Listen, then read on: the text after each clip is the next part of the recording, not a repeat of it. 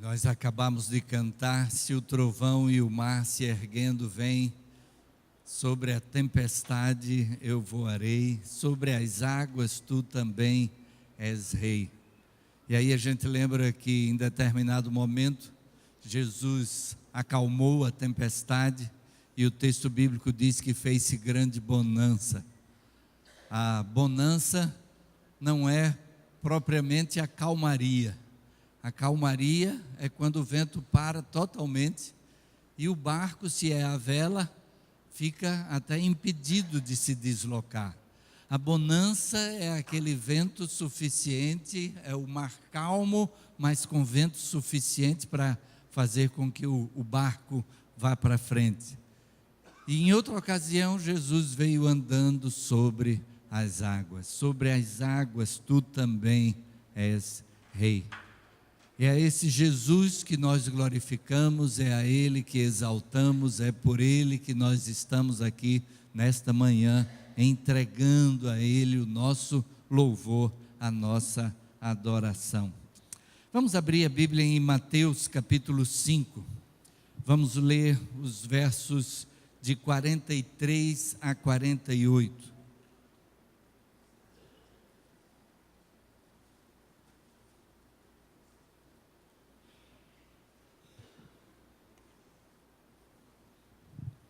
Mateus capítulo 5, versos de 43 a 48.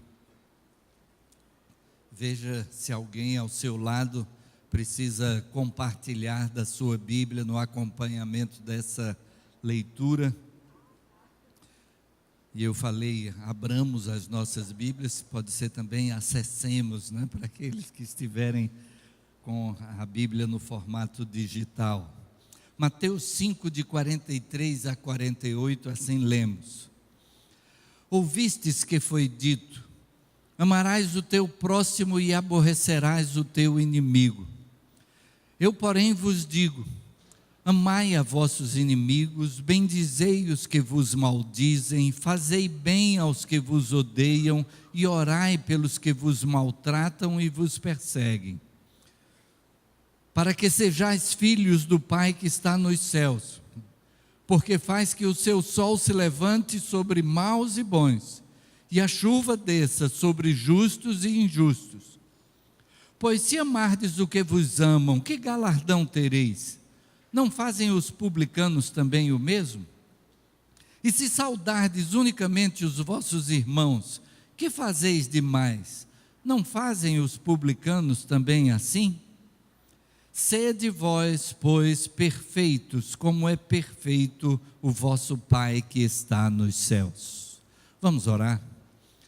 Senhor Deus, louvamos o Teu nome e agradecemos pelas bênçãos, agradecemos por este dia, agradecemos pela oportunidade de estarmos aqui, neste lugar dedicado à adoração ao Teu nome, e diante de Ti apresentarmos o nosso louvor, e também, Pai, ouvir a Tua voz em cada parte do culto. E assim, Senhor, nesta hora, fala ao nosso coração também, conforme o Teu querer, em nome de Jesus. Amém. Amém. Estamos nesta série Conspiração do Natal. Já temos trazido a explicação de que é uma conspiração, porque uma conspiração é um levante contra algo que está estabelecido. E a respeito do Natal, o que nós vemos estabelecido na nossa sociedade é que o Natal é regido pelo comércio e tem como figura central o Papai Noel. Só que, muitas vezes, aquele que é o aniversariante do dia é esquecido. Natal é o nascimento de Jesus, mas o nome de Jesus, quantas vezes não é nem mencionado? E então, a conspiração do Natal é a busca de todos aqueles que sabem o seu significado, o seu verdadeiro significado, a importância do nascimento de Jesus, para que celebremos esse nascimento. Celebremos que Jesus nasceu. Quando Jesus nasceu, então uma multidão de anjos surgiu diante dos pastores e entoou louvor a Deus pelo nascimento de Jesus. Glória a Deus nas maiores alturas, paz na terra, boa vontade para com os homens a quem Ele quer bem. A grandeza do Natal é que Deus quer o melhor para nós e Ele enviou Jesus para aquilo que era a nossa maior barreira, a nossa maior dificuldade, uma dificuldade intransponível, que era a restauração do nosso relacionamento com Deus. Mas Jesus veio, levou sobre si a nossa condenação, para que nós pudéssemos estar restaurados à presença de Deus. Cristo veio para ser o Salvador do mundo. Natal é uma celebração ao amor de Deus, é uma celebração a essa manifestação máxima desse amor. Mesmo quando nós éramos contrários à vontade de Deus, mas Ele envia o seu Filho para morrer em nosso lugar. E Ele morre de braços abertos, a todos acolhendo. A demonstração máxima desse amor de Deus. Já temos trabalhado dentro dessa série de mensagens, temos trabalhado, em primeiro lugar, adore intensamente. Da maneira como os anjos fizeram ali nos campos ao redor de Belém e adoraram a Deus pelo nascimento de Jesus, que o nosso coração esteja repleto desse espírito de adoração, de louvor ao Senhor, porque Ele enviou Jesus para nos salvar. Também já falamos a respeito de que, contrariamente àquilo que já mencionamos, de que a ditadura do Natal é uma ditadura comercial, gaste menos. Falamos a respeito da necessidade de estarmos atentos, de que não estamos gastando simplesmente porque a mídia diz para gastarmos.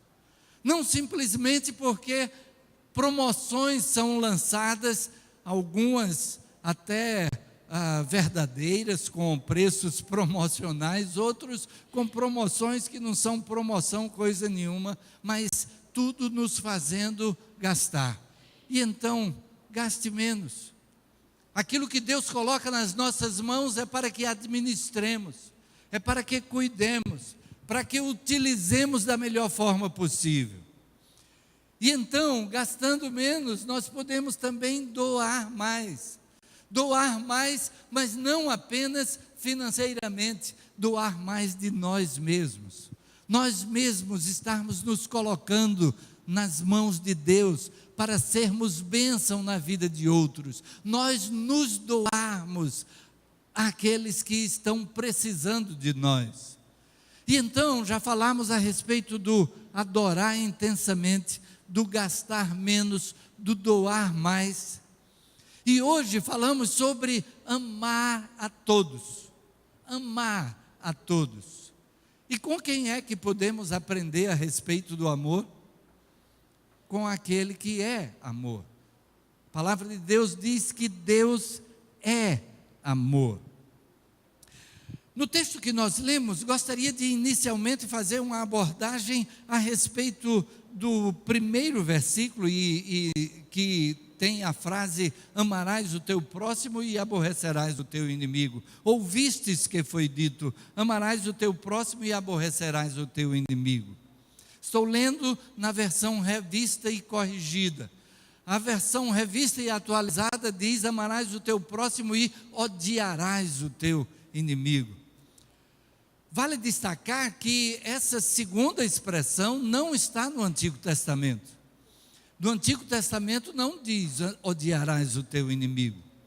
Mas os judeus construíram uma série de mandamentos que eram mais ou menos a interpretação daquilo que a palavra diz. E então nós temos um total de 613 mandamentos, que são o conjunto de tudo que estava previsto na lei que Moisés entregou ao povo, mas como uma interpretação, como um passo a passo, como algo do que os judeus deveriam fazer e aquilo que eles não deveriam fazer. E então, esse número 613 é o somatório dos mandamentos positivos, e os mandamentos positivos nessa relação são 248 mandamentos daquilo que deveria ser feito e 365 mandamentos daquilo que não deveria ser feito. Aqueles mandamentos negativos, não faça isto, não faça aquilo. E esses dois números são significativos para o judeu, e ao chegarem a esse total, deram-se por satisfeitos no entendimento de que na medicina deles, da época, o corpo humano teria 248 ossos. E então o número 248, que são os mandamentos positivos, é como se dissesse que o nosso corpo inteiro deve agir para aquilo que agrada a Deus. E então 248 mandamentos daquilo que nós devemos fazer. E 365 são os dias do ano. E então que durante os 365 dias do ano, nós devemos estar atentos para não fazer aquilo que vai contrariamente à vontade de Deus. E então o somatório dá esses 613. E então nessa lista está, por exemplo, amar ao próximo, está também amar ao estrangeiro, dentro daqueles 248, e dentro daqueles 365 está como erro amar a alguém que está induzindo os demais à idolatria. E então seria um erro amar a quem está induzindo à idolatria. Mas isso como uma interpretação do que está no Antigo Testamento. Isso não está registrado no Antigo Testamento. Está registrado que não devemos induzir à idolatria. E então, quando aqui o Senhor Jesus diz, ouviste o que foi dito, é porque aquilo que era ensinado nem sempre correspondia exatamente àquilo que estava na palavra de Deus, no Antigo Testamento, nas Escrituras sagradas. Era uma interpretação, e nessa interpretação com uma certa dose de adição. Mas Jesus então mostra aquilo que era ensinado à época, aquilo que era passado de pai para filho, aquilo que era ensinado nas sinagogas, mas ele vem e dá uma nova visão. Ele vai dizer, eu porém vos digo, amai a vossos inimigos, bendizei os que vos maldizem, fazei bem aos que vos odeiam e orai pelos que vos maltratam e vos perseguem. Aqui a ordem é amar, e amar mesmo até aos inimigos. E aí, mais uma vez, estou lendo na versão revista e corrigida. A versão revista e atualizada é um pouco diferente a narrativa desse versículo. Mas aqui há um desdobramento de como amar aos inimigos. De que maneira é que nós podemos demonstrar esse amor? Porque o amor é traduzido em ação. Nós temos o versículo de ouro da Bíblia que diz, porque Deus amou o mundo de tal maneira que deu o seu Filho unigênito para que todo aquele que nele crê não pereça, mas tenha a vida eterna. Como Deus amou o mundo, Ele agiu em função daquilo que era a nossa necessidade de salvação. E então Ele deu o seu Filho, para que todo aquele que nele crê não pereça, mas tenha vida eterna. O amor se transforma em ação, ele é demonstrado em ação. Romanos capítulo 8 vai dizer: ninguém tem maior amor do que este, de alguém que dá a vida pelos seus amigos. E que Deus prova o seu amor para conosco pelo fato de ter Cristo morrido por nós, sendo nós ainda pecadores. E então nós estávamos nessa condição de inimigos de Deus. O pecado é inimizade contra Deus. O pecado é agirmos contrariamente àquilo que é a sua vontade, é agirmos contrariamente àquilo para que nós fomos criados.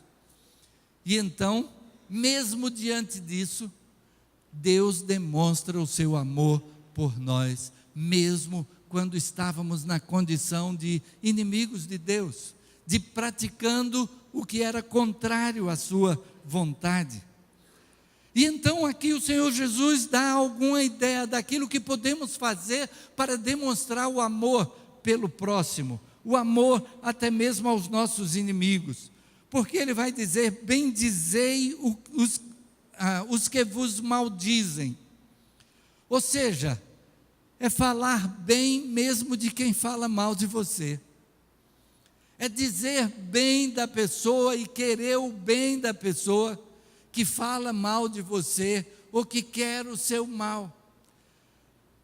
Isso é um pouco difícil, né? Quando alguém fala mal da gente, a primeira reação nossa é dizer: mas também, olha quem está falando, um sujo falando do mal lavado. Se ele diz que eu sou assim, eu também reconheço que ele é assim, assim, assim, assim. E aí a nossa tendência é o julgamento. O capítulo 7 de Mateus vai começar exatamente: não julgueis, para que não sejais julgados. Até porque ele acrescenta: porque com a medida com que medirdes os outros, é que você será também medido. E então, a nossa posição e aquilo que o Senhor Jesus nos apresenta e que nos dá o exemplo. Houve aquela ocasião em que uma mulher foi trazida diante de Jesus, João capítulo 8. A mulher foi trazida como tendo sido flagrada em adultério. E é trazida para que Jesus dê a condenação. E é apresentado de que Moisés mandou que os que adulteram sejam apedrejados. E colocaram diante de Jesus, então, a decisão de se aquela mulher deveria ser apedrejada ou não. E Jesus vai na mosca. Jesus, primeiro, não responde nada, mas diante da insistência deles, Jesus diz: quem não tiver pecado, atire a primeira pedra. Aquele fato daquela mulher ser trazida ali já era uma prova de que o julgamento estava sendo parcial. Porque o que dizia a lei é que se alguém é flagrado em adultério, deveriam ser apedrejados tanto a mulher quanto o homem. Aquela mulher não poderia ter sido pega em adultério sozinha. Ela foi pega em adultério junto com alguém, mas a mulher estava sendo trazida e o homem estava sendo deixado de lado. Muito provavelmente até o que houve ali foi uma armação. Alguém já foi em busca daquela mulher com a intenção de que houvesse aquele flagrante, para que a mulher fosse levada diante de Jesus. Mas Jesus vai e mostra: quem não tiver pecado, atire a primeira pedra. E então, o que Jesus está demonstrando ali, e até quando Jesus, depois de continuar escrevendo no chão e ao se levantar, aqueles homens tinham saído, eles saíram de mansinho, a partir dos mais velhos até os mais novos, e ele pergunta à mulher: onde estão os teus acusadores? Ninguém te condenou? E ela diz então: ninguém, Senhor. E aí Jesus diz: nem eu também te condeno, mas vai e não peques mais. O interesse de Jesus não está em condenar, o interesse de Jesus não está em, talvez, marcar aquela mulher com a atitude que tomou, mas o interesse dele está na restauração, na correção. E ele diz: vai e não peques mais, para que não te suceda coisa pior.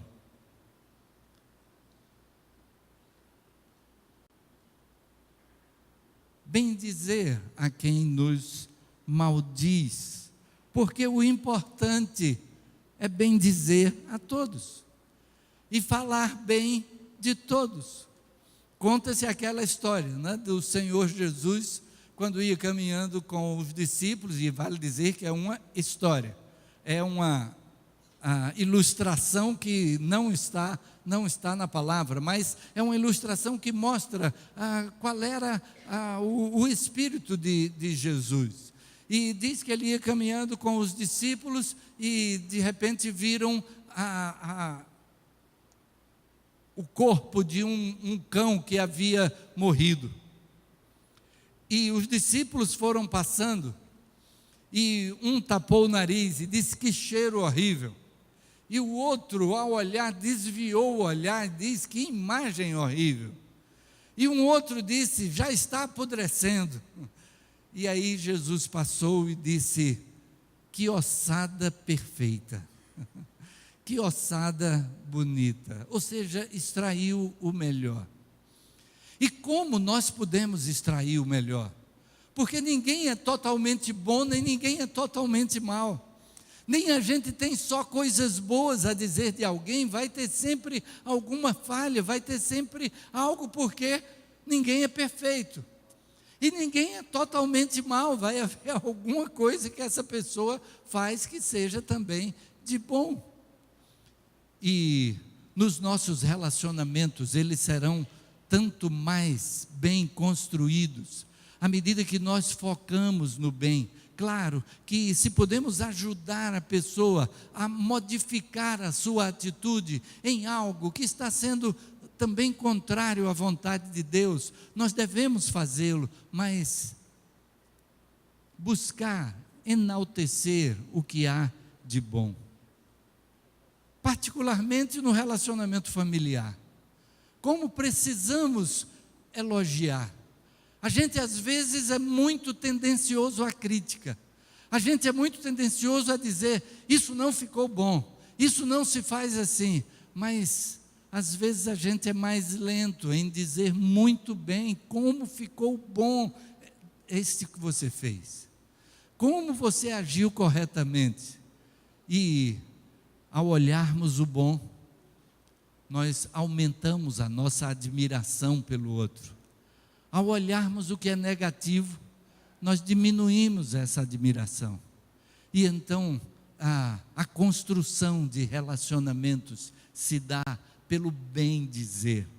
E então o Senhor Jesus diz que é para bem dizer quem maldiz, fazer o bem aos que lhe odeiam, porque nós devemos fazer o bem a todos. A nossa busca é de agir sempre para o bem de todos. Ele diz até para que nós devemos orar pelos que nos maltratam e perseguem. E ele mesmo nos dá o exemplo, quando ele estava ali na cruz, maltratado, perseguido, sendo morto. Mas ele diz: Pai, perdoa-lhes, porque não sabem o que fazem.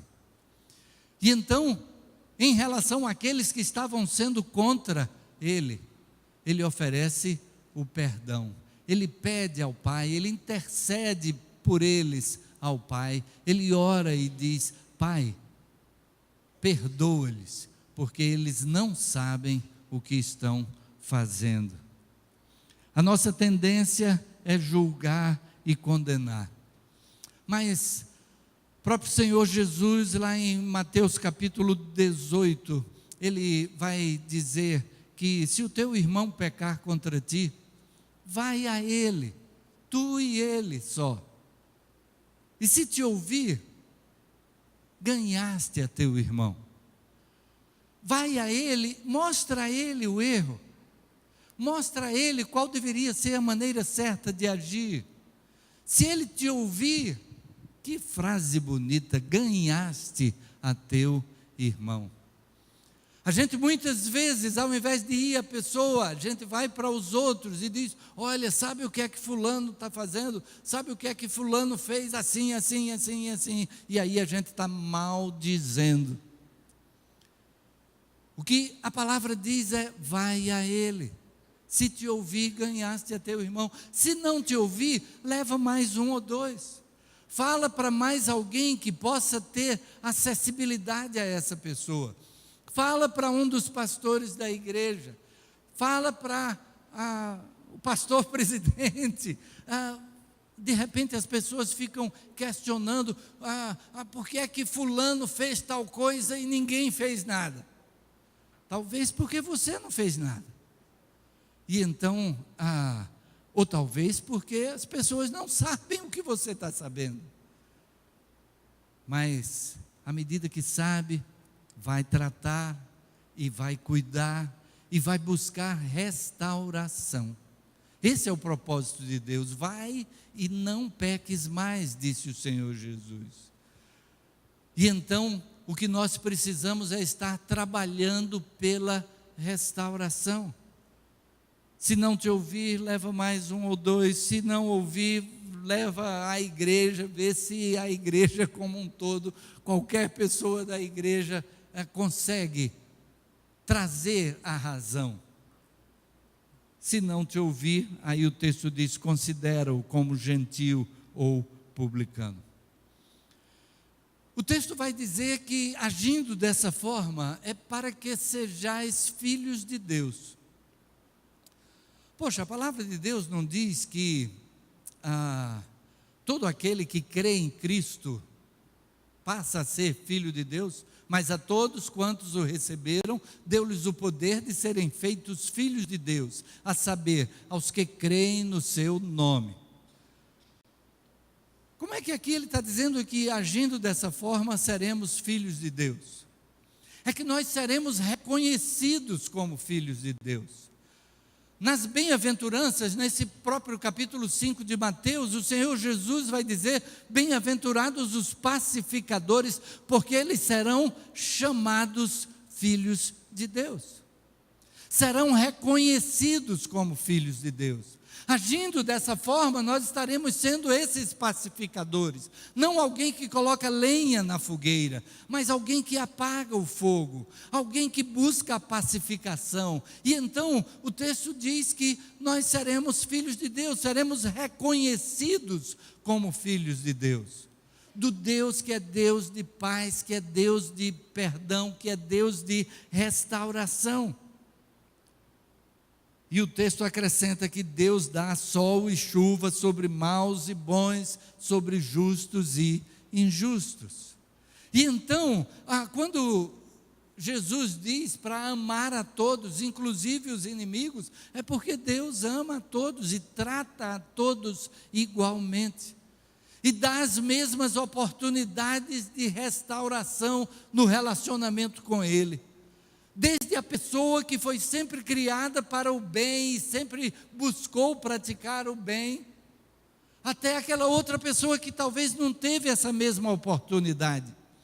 Foi criada dentro de um ambiente onde o mal imperava e talvez assimilou para si atitudes que corresponderam à maneira também na qual foi criado. Mas ambos têm a mesma oportunidade diante de Deus. E então, o Senhor Jesus diz que, se apenas amarmos a quem nos ama, nós estaremos sendo iguais a qualquer pessoa, porque ele vai fazer a semelhança com os publicanos. O que eram os publicanos? Eram cobradores de impostos.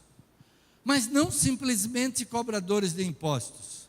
Era alguém que tinha bastante recursos e que diante do governo romano comprava a coleta de impostos de uma determinada comunidade.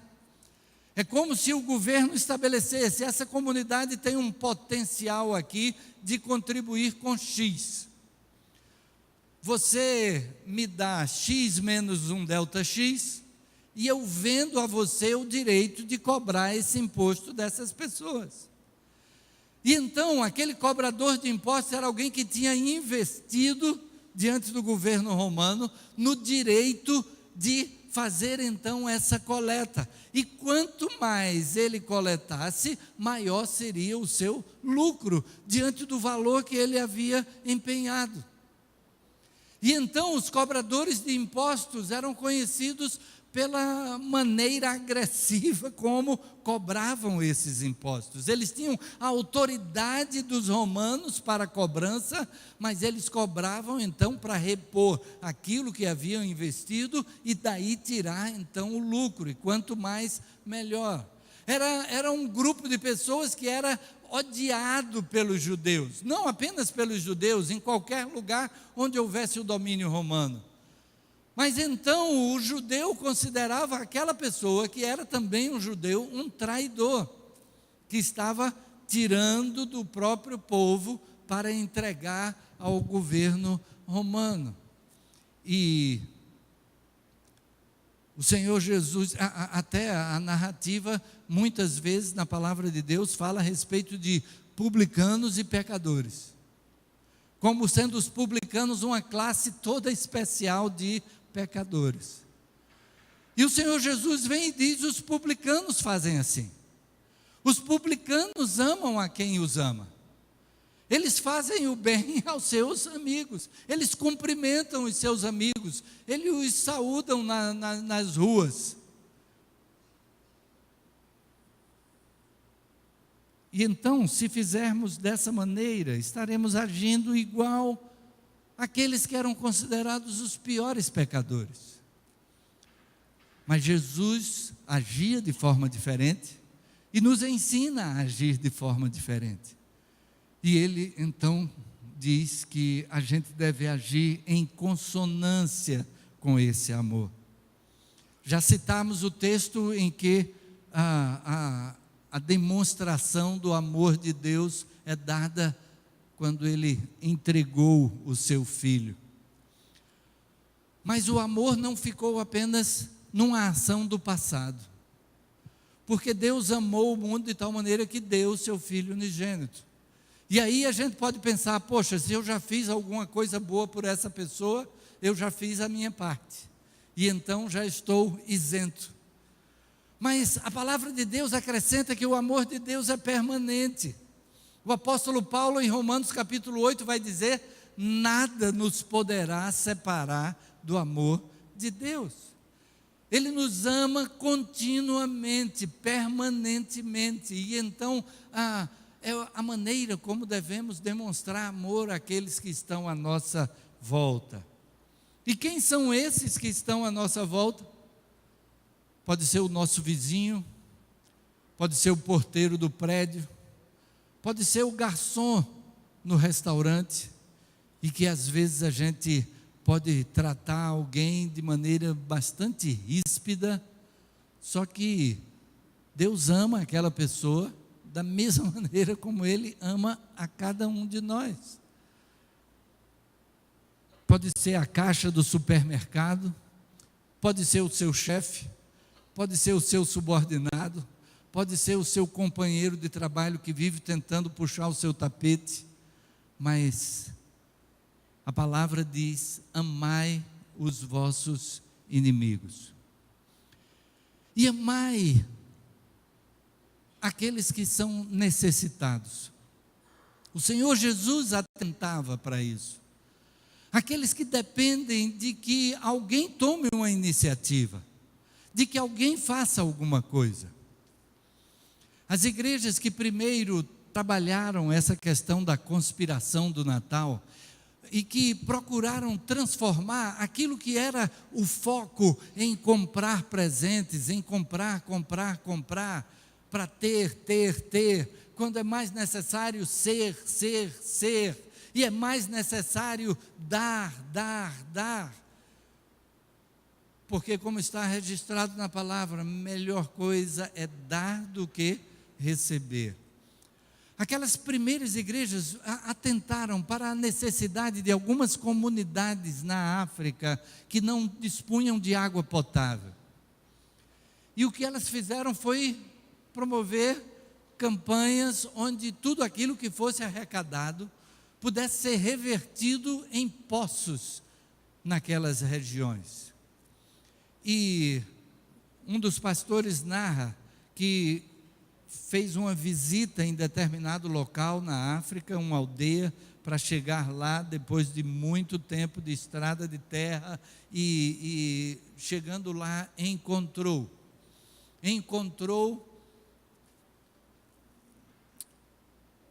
uma aldeia que dependia de uma espécie de um barreiro, como a gente chama aqui, um açude, uma reserva de água estagnada, parada.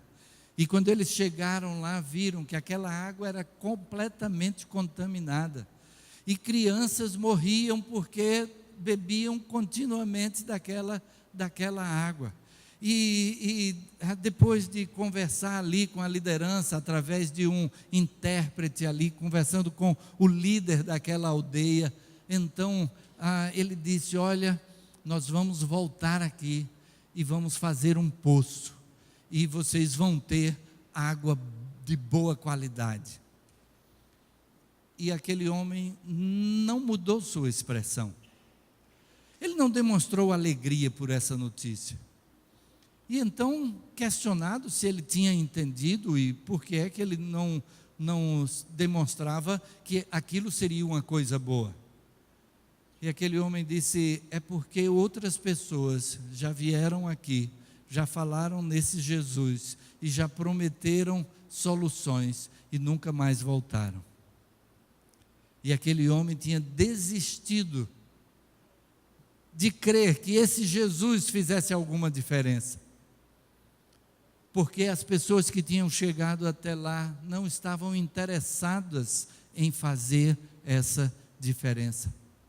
E muitas vezes nós estamos atentando para aquilo que é a necessidade futura, e podemos não estar atentando para o que é a necessidade presente. E de que forma é que podemos atender a essas necessidades? Graças a Deus que nós temos no nosso núcleo de atuação social cristã, Emanuel, o NASCE, a gente tem o nosso braço de atuação social. E mudanças são promovidas. Temos feito parcerias com instituições que realizam aqui nas nossas salas, realizam cursos profissionalizantes, e pessoas que não tinham uma profissão saem com uma profissão, e muitas delas já terminam o curso com um emprego garantido. Aquilo que fazemos pelas crianças que recebem o reforço escolar, e que de outra maneira talvez estivessem naquele grupo de pessoas que atravessa o período escolar e chega ao final do período fundamental ainda sem saber fazer as 4 operações, sem saber entender um texto, talvez conseguindo ler, mas a maneira como lê, a gente nota que parece que não está entendendo, porque sai engolindo ali pontuação, parece que vai tropeçando nas palavras. Que diferença a gente pode estar fazendo na vida dessas crianças? O que é que podemos fazer por quem está longe, assim também como aquela necessidade lá na África? A necessidade que existe nos nossos sertões, e desta maneira podermos agir da forma como o Senhor Jesus nos recomenda: amar a todos. E o Senhor Jesus completa esse trecho dizendo sede perfeitos, como perfeito é o vosso Pai que está nos céus. No Evangelho de Lucas, o registro de Lucas a respeito deste ensino de Jesus, ele registra nesse final: sede misericordiosos, da maneira como o vosso Pai que está nos céus é misericordioso. O perfeitos aqui, dentro do contexto do que o Senhor Jesus está ensinando, tem este sentido de podermos aplicar a misericórdia na nossa vida. Termos misericórdia daqueles que estão caminhando na vida sem conhecer a Jesus Cristo. Termos misericórdia, e aí a nossa preocupação é com o futuro dessa pessoa, mas é também com o presente, porque Jesus já faz diferença a partir do presente, e é também estarmos atentos àqueles que têm necessidades no presente, e podermos ser instrumentos de Deus para o suprimento dessas necessidades. Pode ser que seja metendo a mão no bolso e podendo fazer alguma coisa que mude uma realidade. Pode ser articulando o que seja necessário para essa mudança de realidade. De que forma é que podemos agir? Mencionei algumas ações realizadas pelo NASCE, mas quantas outras ações estão ao nosso alcance e que talvez Deus esteja colocando no coração de alguém e que a pessoa diz: poxa, essa igreja devia fazer tal coisa assim, e pode ser que seja Deus dizendo: você é a pessoa que eu tenho levantado para conduzir esse processo, para encaminhar a que essa necessidade seja atendida, e que o NASCE passe a fazer uma coisa que ainda não fez, mas que está ao nosso alcance. E então, a palavra que o Senhor nos diz é: ame a todos. Ame a todos, até aos inimigos, qualquer que seja a pessoa, porque Deus amou o mundo inteiro. Todas as pessoas do mundo são objetos do amor de Deus. E aquilo que está a nosso alcance fazer, o Senhor que tem despertado, de repente, a mim ou a você, para uma ação específica, Ele é que vai multiplicar, Ele é que vai multiplicar o alcance, porque a gente não sabe até onde vai chegar. Aquelas igrejas que começaram com aquela primeira aldeia, conseguiram realizar um trabalho de alcance para muitas aldeias. Aquilo que nós começamos, não sabemos qual será o seu desdobramento, porque Deus é que multiplicará. E a gente volta àquele texto que foi a nossa divisa no aniversário dos 50 anos. Aquele que é poderoso para fazer infinitamente mais do que tudo que pedimos ou pensamos, pelo seu poder que opera em nós. A Ele seja a glória na igreja, por Cristo Jesus, por todas as gerações, para todo sempre. Amém. Amém. E que nós sejamos instrumentos seus para a realização desse infinitamente mais que Ele deseja realizar em nosso meio. Que Deus nos abençoe. Amém.